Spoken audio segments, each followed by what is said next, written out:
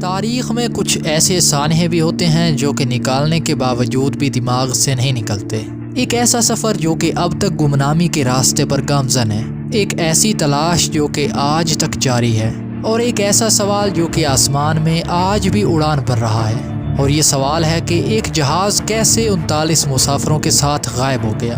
یہ داستان جڑی ہے ملیشین ایئر لائن MH370 سے۔ اس سے پہلے کہ آپ خلائی تاریخ کی سب سے پراسرار تاریخ جانیں، ویڈیو کو لائک کریں، شیئر کریں، اور اگر آپ ہمارے چینل پر نئے ہیں تو ابھی سبسکرائب کر لیں۔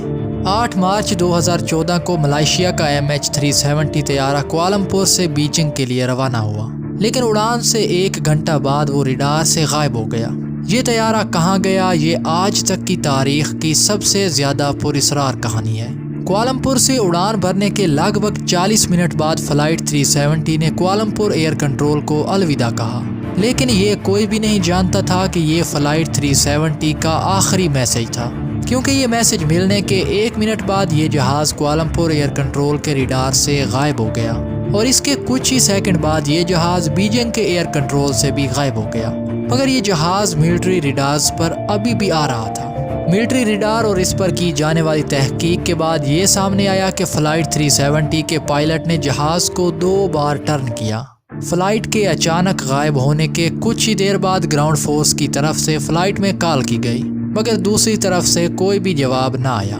اس کے بعد رات 3 بجے سے صبح 8 بجے کے درمیان تقریباً 6 فون کال ریکویسٹ کی گئی، لیکن فلائٹ کی طرف سے کوئی بھی جواب نہ ملا۔ سبھی لوگ یہ سمجھ رہے تھے کہ یہ جہاز گر کر تباہ ہو گیا ہے، لیکن اچانک رات 8:30 بجے فلائٹ سے ایک فون کال کی ریکویسٹ بھیجی گئی، جس کا صاف مطلب یہ تھا کہ یہ فلائٹ ابھی بھی کسی نامعلوم جگہ پر اڑان بھر رہی ہے۔ 9 مارچ 2014 کو اس فلائٹ کا پتہ چلانے کے لیے کئی ملکوں نے مل کر ایک سرچ آپریشن شروع کیا، اور اس آپریشن میں ساؤتھ چائنا کا چپا چپا چھان مارا گیا، لیکن انہیں فلائٹ 370 کا کوئی بھی سراغ نہ ملا۔ اور اگر یہ جہاز سمندر میں ہی گر کر تباہ ہو گیا ہوتا تو جہاز کا کوئی نہ کوئی پرزہ سمندر کی اوپری سطح تک ضرور آتا۔ ادھر ملائیشیا میں مسافروں کے اہل خانہ احتجاج پر احتجاج کر رہے تھے۔